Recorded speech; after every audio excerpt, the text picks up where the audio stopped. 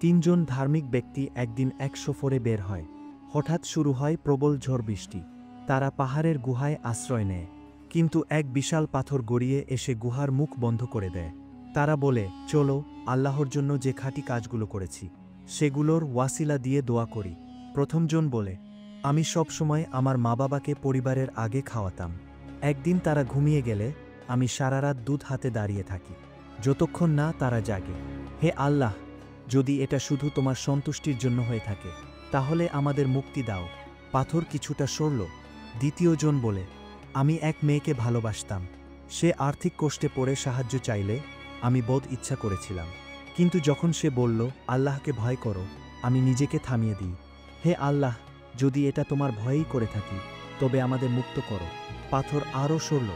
তৃতীয়জন বলে, এক শ্রমিকের মজুরি দিয়ে আমি ব্যবসা করি, অনেক সম্পদ হয়। যখন সে ফেরে